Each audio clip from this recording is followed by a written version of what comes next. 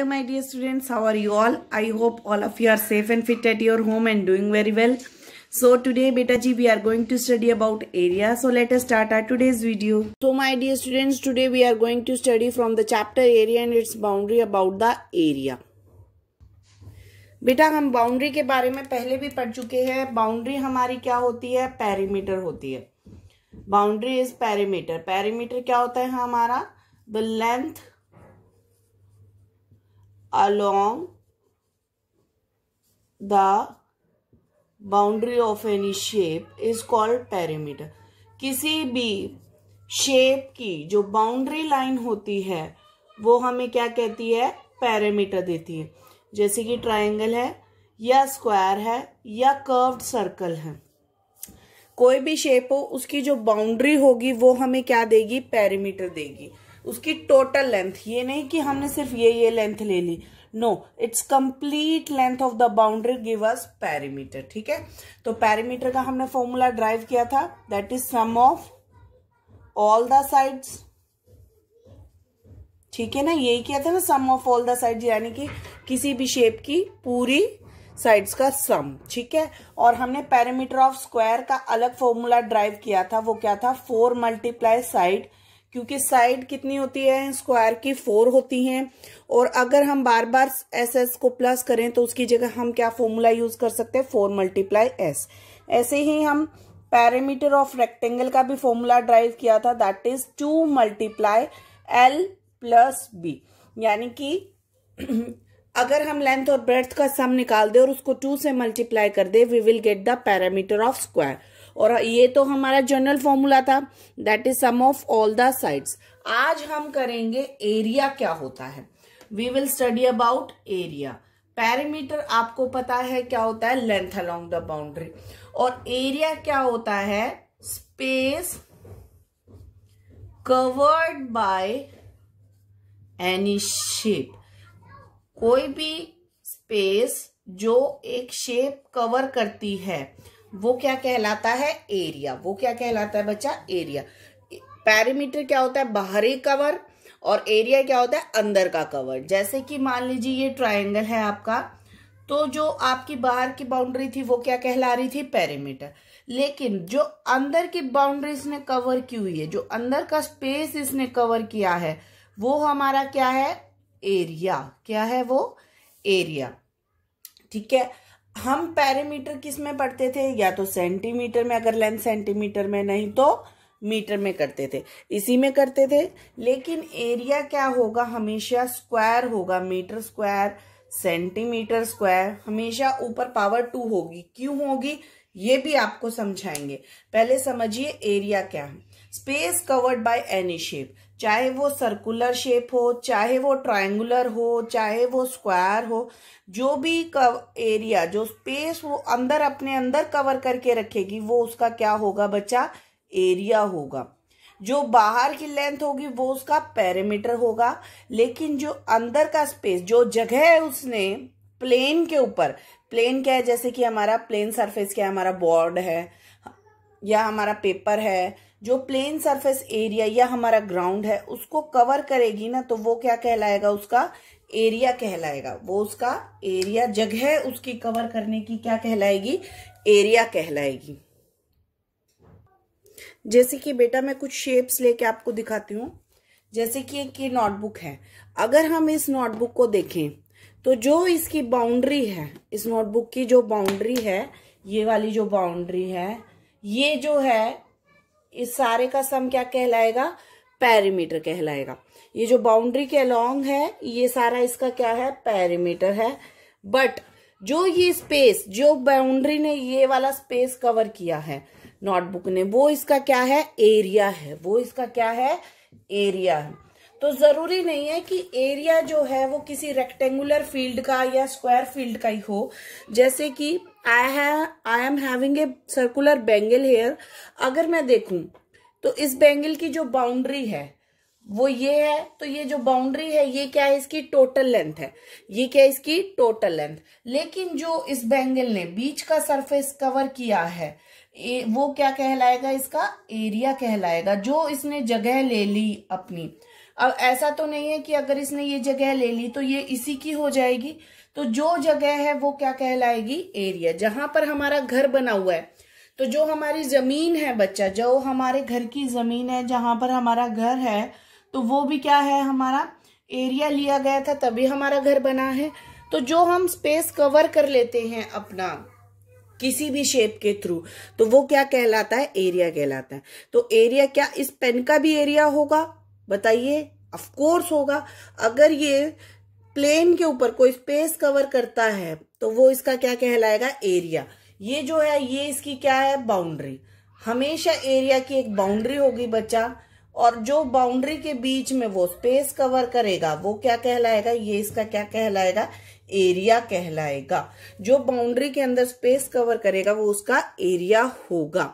ठीक है, ऐसे ही सर्कुलर बॉटल कैप का भी एरिया कुछ ना कुछ होगा जो वो अपने अंदर समेटेगा, कवर करेगा। ठीक है, तो जरूरी नहीं है कि एरिया किसी सर्कुलर फील्ड का हो, वो किसी भी शेप का होगा जो जिसकी बाउंड्री के अंदर स्पेस कवर किया जाएगा वो उसका क्या कहलाएगा बच्चा, एरिया कहलाएगा। अब हम एरिया फाउंड कैसे करते हैं वो सीखते हैं। देखिए बच्चे, आपके सिलेबस में 2 एरिया फाउंड करना सिखाया है आपको, area of square and area of rectangle. ठीक है, हम इन 2 की बात करते हैं, बाद में हम और किसी शेप की बात करेंगे। जैसे कि मैंने आपको कहा इस बुक का कोई ना कोई एरिया होगा, तो अब हम इस एरिया को फाइंड कैसे करेंगे। सपोज कीजिए मेरे पास 1 सेंटीमीटर के कुछ टाइल्स हैं, 1 सेंटीमीटर की मेरे पास कुछ टाइल हैं। सपोज कीजिए बच्चा कि मेरे पास 1 सेंटीमीटर की टाइल्स हैं। वो टाइल्स कुछ ऐसी है, स्क्वायर शेप में टाइल्स हैं जिनका लेंथ भी 1 है, ब्रेड्थ भी 1 है, क्योंकि स्क्वायर है तो all sides are equal, so all the sides are of 1 centimetre. तो मैं ऐसी शेप को यूज करके इस एरिया को कवर करना चाहती हूँ। जैसे कि मैंने एक 1 सेंटीमीटर की यहाँ रख दी, ये यहाँ खत्म हो जाती है 1 सेंटीमीटर की टाइल। ठीक है, तो मैंने फिर सेकेंड टाइल ली, उसको यहाँ प्लेस किया और ये यहाँ, देन थर्ड टाइल कहाँ आएगी, यहाँ आएगी, देन 4th टाइल कहाँ आएगी, यहाँ आएगी। ठीक है, तो जब मैंने 4 टाइल्स को कीप किया यहाँ 1 centimetre 1 centimetre 1 centimetre and 1 centimetre, मैंने 4 टाइल्स को यहाँ प्लेस कर दिया। तो ऐसे ही मैं इन टाइल्स को इसकी लेंथ के अलोंग भी प्लेस करूंगी। ये इसकी क्या थी बेचा, ब्रेड्थ थी, चौड़ाई। ठीक है, अब मैंने 4 टाइल्स को यहाँ, अब मैंने 1 सेंटीमीटर की टाइल्स को यहाँ प्लेस करना शुरू किया। तो देखिए मैंने प्लेस किया, I will mark with 1 tiles and this is all about 1 tile। ठीक है, तो जो हमने लेंथ के अलोंग किया बच्चा, तो लेंथ के अलोंग इसकी कितनी टाइल्स प्लेस हुई, 1 1 1 1 1। ठीक है, तो अब मैंने देखा कि इसकी ब्रेड्थ कितनी है, 1 + 1 2 3 4, टोटल ब्रेड्थ कितनी है इसकी, 4 सेंटीमीटर। ठीक है, और इसकी लेंथ कितनी है, 1 2 3 4 5 सेंटीमीटर इसकी क्या है, लेंथ है। तो अब बच्चा आप सोचेंगे इसको निकालने का क्या फायदा, इससे हमें कैसे पता चलेगा कि एरिया क्या है।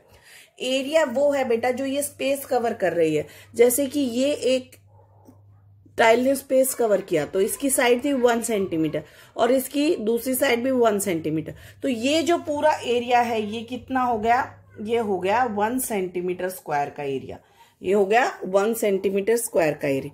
तो ऐसे ही जब सभी टाइल्स को हमने लगाया तो हमें हर टाइल को काउंट करने की जरूरत नहीं है। हमें हर टाइल को काउंट करने की जरूरत नहीं है। क्यों नहीं है, क्योंकि हमें पता लग गया टोटल टाइल्स कितनी आएंगी, यहाँ तो 4 आएंगी और यहाँ 5 आएंगी। That means 5 × 4 that is 20 tiles आएंगी। तो एक टाइल का अगर 1 सेंटीमीटर स्क्वायर है तो 20 टाइल्स का कितना हो जाएगा, 20 सेंटीमीटर स्क्वायर। अब आप सोचेंगे कि हम पेरीमीटर में तो सिर्फ सेंटीमीटर या मीटर लेते थे, अब इसमें स्क्वायर क्यों ले रहे हैं, क्योंकि देखिए बच्चा उसमें हम क्या करते थे 4 + 5 प्लस करते थे, सेंटीमीटर प्लस सेंटीमीटर, तो इसमें सेंटीमीटर ही रहता था।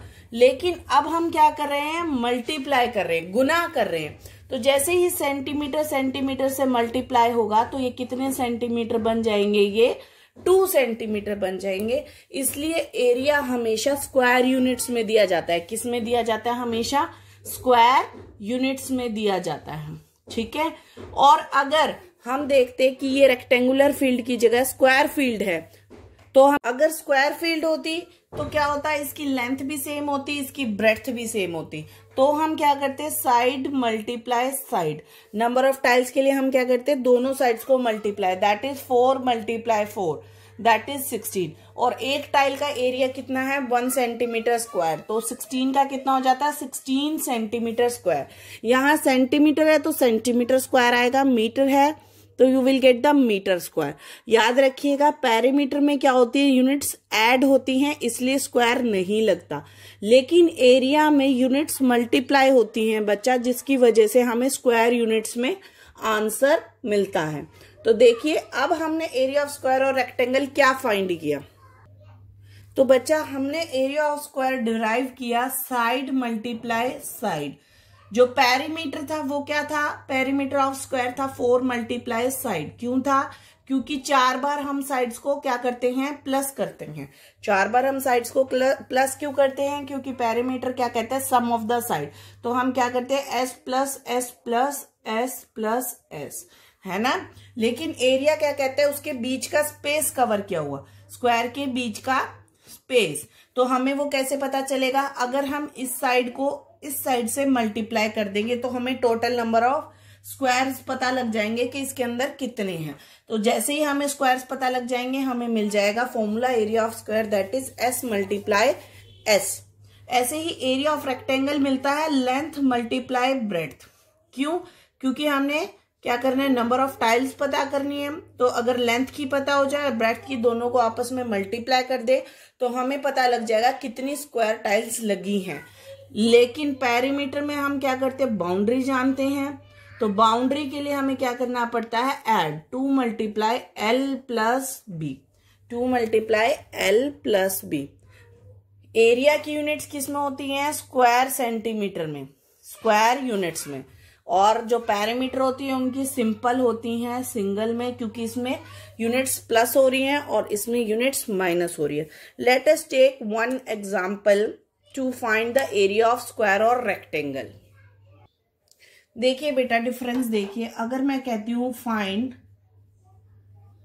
Area of square whose side is 6 metre, ठीक है। तो आप क्या करेंगे, अब एक स्क्वायर फील्ड है जिसकी साइड कितनी है, 6 मीटर। तो ठीक है, अगर यहाँ पे 6 मीटर 1 मीटर की टाइल्स लगी हैं, तो ये भी 6 मीटर है, तो यहाँ भी कितनी होंगी, 6 टाइल्स होंगी। यहाँ भी कितनी होंगी, 6 टाइल्स होंगी। तो यानी कि टोटल नंबर ऑफ टाइल्स को हमें फाइंड करना है। तो हम कैसे फाइंड करेंगे, 1 2 3 4 5 और 6 ऐसे फाइंड करेंगे हर बार, या काउंट करके 7 8 9 10 11 12, या फिर बार बार काउंट करने की जगह हम क्या कर देंगे, just side multiply side, that is 6 × 6 that is 36 tiles. और एक टाइल का एरिया होता है 1, तो 36 का कितना हो जाएगा, 36 मीटर स्क्वायर। कितना हो जाएगा, 36 मीटर स्क्वायर, ठीक है। लेकिन अगर हम इसका पेरीमीटर फाइंड करना होता तो कैसे करते, पेरीमीटर कहते हैं 4 × साइड, यानी कि एक बार 6 प्लस करो, एक बार 6 और एक बार 6 और एक बार 6। तो हम 4 × 6 that is 24 centimetre, sorry metre, ठीक है। आपको याद रखना है एरिया क्या है, उसके अंदर की टाइल्स, और पेरीमीटर क्या है, उसके बाहर की बाउंड्री, उसके बाहर की बाउंड्री। तो डिफरेंस क्या है, अंदर का जानना है तो साइड को साइड से मल्टीप्लाई करना पड़ेगा, और बाहर का जानना है तो सभी साइड्स को प्लस करना पड़ेगा, ठीक है। Let us take one more example. Find the area of rectangle whose length is 7 and breadth is 5. मान लीजिए एक रेक्टेंगल है जिसकी लेंथ कितनी है, 7 सेंटीमीटर है, और ब्रेड्थ कितनी है, 5 सेंटीमीटर। अब एरिया क्या कहता है, उसके अंदर का पोर्शन। एरिया क्या कहता है, अंदर का पोर्शन। यानी कि हम टाइल्स लगाना शुरू करते हैं, तो यहाँ पर कितनी टाइल्स आती हैं बेटा, यहाँ पर टाइल्स आती हैं 7। कितनी आती हैं, 7 टाइल्स, ठीक है। और यहाँ पर कितनी टाइल्स आती हैं, 5 टाइल्स। कितनी आती हैं, 5 टाइल्स। तो यानी कि अगर हमें नंबर ऑफ टाइल्स फाइंड करना है तो हमें क्या करना पड़ेगा, लेंथ मल्टीप्लाई ब्रेड्थ। और वो नंबर ऑफ टाइल्स हमें क्या देगा, एरिया, क्या देगा, एरिया। तो लेंथ कितनी है 7, ब्रेड्थ है 5, तो मल्टीप्लाई किया वी गेट 35 सेंटीमीटर स्क्वायर। एक टाइल का एरिया कितना है 1 सेंटीमीटर स्क्वायर, तो 35 का कितना हो जाएगा 35 सेंटीमीटर स्क्वायर। लेकिन अगर हमें इसका पेरीमीटर जानना होता तो हमें अंदर नहीं आना, हमें कहाँ जाना है, हम इसके बाहर जाएंगे। बाहर जाएंगे तो क्या करेंगे, सिर्फ बाउंड्री को प्लस करेंगे, क्योंकि हमें फेंस करना है, तार लगानी है तो बाउंड्री पे लगानी है। तो तार की लंबाई कितनी होती है, जितनी बाउंड्री की। तो बाउंड्री का फॉर्मूला होता है 2 × L + B, दैट इज 2 × 7 + 5। 7 + 5 कितना हो जाएगा 12, तो 2 को 12 से मल्टीप्लाई किया वी गेट 24 सेंटीमीटर ओनली। ठीक है, याद रखिएगा, एरिया का मतलब अंदर और पेरीमीटर का बाहर। तो अब हम स्टार्ट करते हैं कुछ practising the questions from your text book about area and perimeter.